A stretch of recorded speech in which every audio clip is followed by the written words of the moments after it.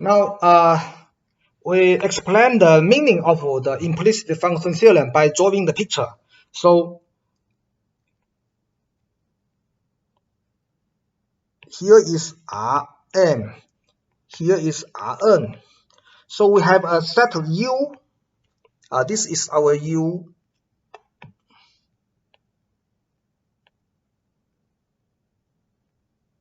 And this is our V.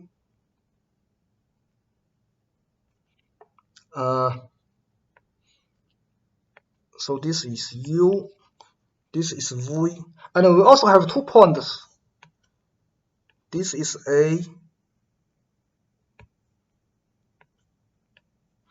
and this is B.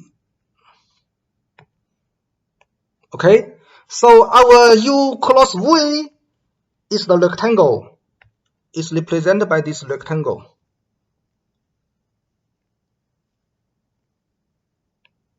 This is U cross V. And our point AB is here. Okay, this point is AB. And our map capital F. Capital F is a map to Rn.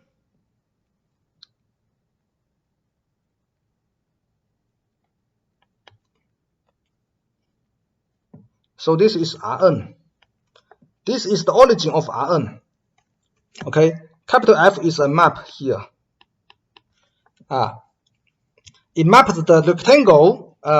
Actually, U cross V is not a rectangle, but in this picture, it is represented by this rectangle. Capital F maps this U cross V into Rn. Okay, so if FAB is 0, it means that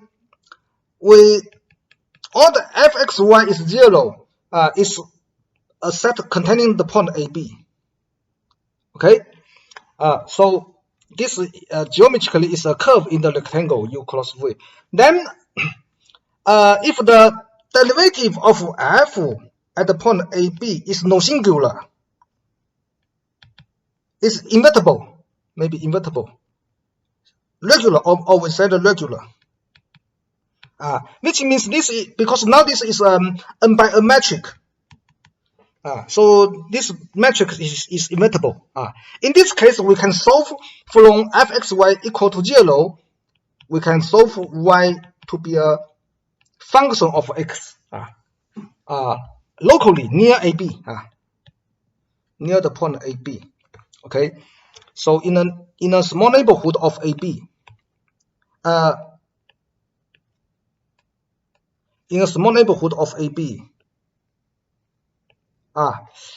we can, every x in near A, we can get a unique B, a y near B, so the fxy is 0. So the y is uniquely determined by x, therefore it is a function of x.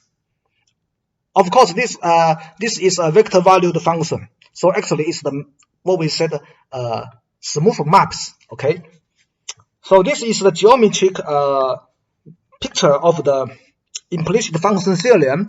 You can compare this with the Dini theorem for the case that n is 1, n is also 1. We have discussed before. Okay, you can compare this implicitly function theorem to the Dini theorem, which are special case of our theorem, our implicit function theorem. For the case when n is 1 and n is also 1, then this is the Dini theorem. So this is the higher dimensional generalization of the Dini theorem. Okay. Now we want to prove this theorem. To prove this theorem, our idea is to transform this problem into a problem that we can solve using the inverse function theorem, because we have already established the inverse function theorem. But as we mentioned, inverse function theorem can only be applied to maps between space of the same dimension. But our capital F here is a map from U cross V, that is m plus n dimension, to n dimension. So we could not apply the inverse function theorem to this capital F directly. So as in the discussion of the open mapping theorem, as the application of inverse function theorem, we have studied the open mapping theorem. As for that theorem, we will enlarge the map F to be a map between n plus n dimensional spaces, so that we can apply the inverse function theorem. Okay, so the idea goes as follows: the proof of the inverse implicit function theorem. So F has n plus n arguments, but has only n valued n component. So F is F1 Fn, but it has n plus n argument. So we need to add some component to capital F to construct a map from also defined in U cross V, but map to a higher dimensional space. The dimension, how many components should we add to F? Because we want to construct a map from n plus n dimension to n plus n dimension. But now our F is mapped into n dimension, so we need to add another n components to our F. Okay, how to add these components? So we define a map denoted by G from U cross V. U cross V is n plus n dimensional, so we need to map this also into n plus n dimensional space. That is Rn. How to define this map? Our gxy, x in U, y in V, we let gxy to be x fxy. So we add m component to capital F, obtain a map G. The natural way to add the missing m component is by x1, x2, xn. That is our x. So this is the map capital F, capital G. We want. Obviously, this map is C1, right? Because capital F is C1, and X is also C1 as a map of XY. Okay, you map XY to X. This is simply a projection. It is obviously smooth. Okay, so for this map, GAB is a FAB. Of course, this is A0, right? And we want to apply the inverse function theorem to this G. Therefore, we need to compute the derivative of this G. Okay, so it is easy to see that the derivative of this G at the point AB is the identity metric, and the partial derivative of capital F with respect to X at AB, and then the zero matrix, then the partial derivative of F with respect to Y at the point AB. So this metric has 4 blocks. The left upper block is the identity matrix, m by m identity matrix. The right lower block is an n by n matrix. This matrix is invertible because the determinant is not 0. This is the condition of our theorem. So this matrix is invertible because the determinant, or you can see from the determinant,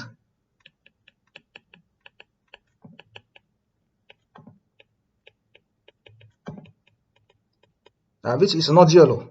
So this metric is invertible. Okay. So if you don't know how to compute this metric,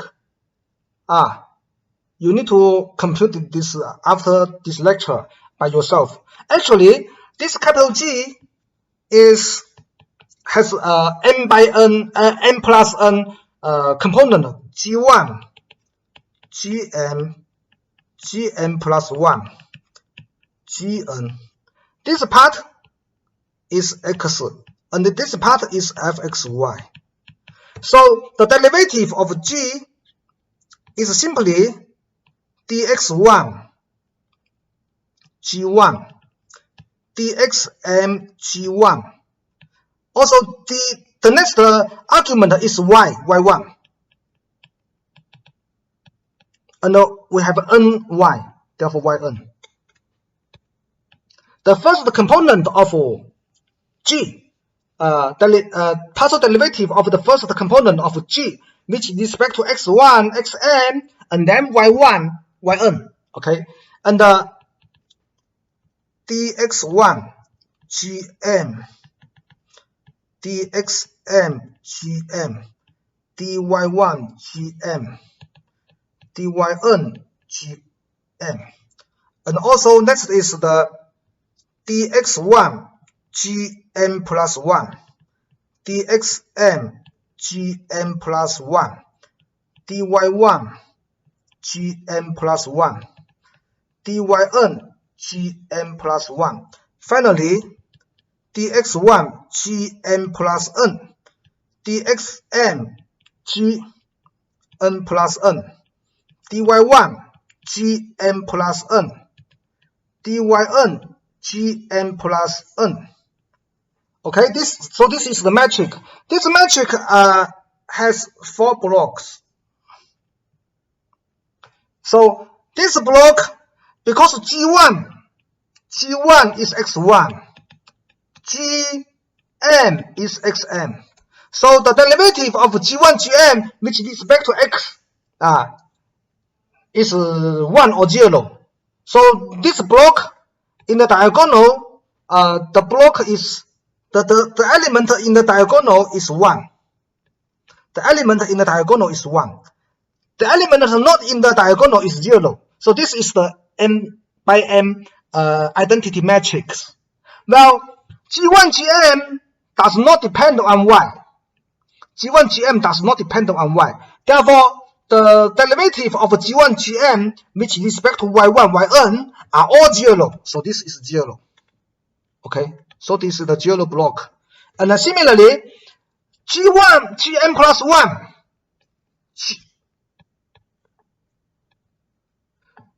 gm plus 1 is actually capital F1, right? By the definition of our g here, you see, x is n-dimensional. The next one is the first component of capital F, therefore that is F1. And also gm plus n is capital Fn. So using the same idea, you can observe that the two lower block, this block and this block, are precisely the partial derivative of capital F with respect to x and with respect to y. So we have the expression of our G prime AB here. So as we said before, this metric is invertible. So we can apply the inverse function theorem to this map G. Okay. Now by inverse function theorem,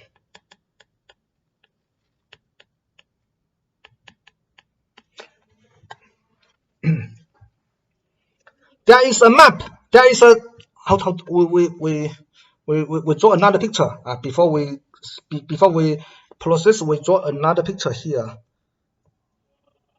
So this is Rm, this is Rn. So this is our point. This is A, this is B. So this point is AB, and our G is a map constructed from F, a map into also Rm and Rn. Rm, Rn. The G maps the point AB here. G maps AB to the point A. Okay.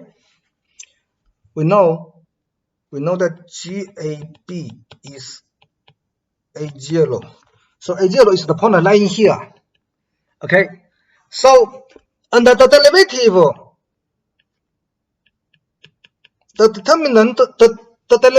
determinant of the derivative is not 0. Okay, so by inverse function theorem,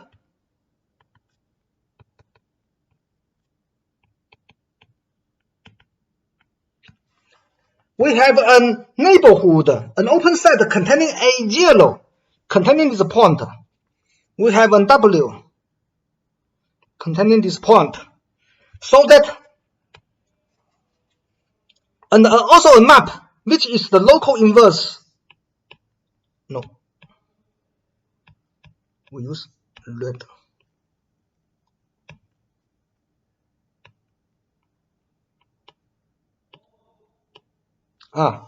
So we have an open set containing a 0.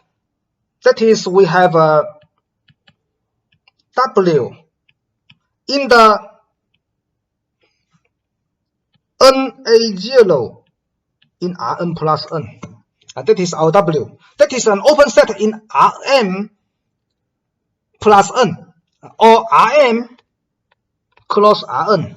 That is Rm plus N. They are the same. So this W is an open set containing the point A0 in the product space Rm plus N, and also a map defined in W.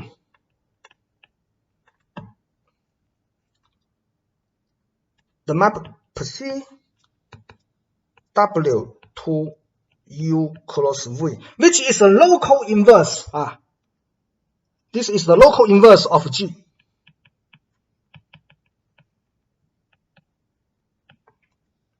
Okay.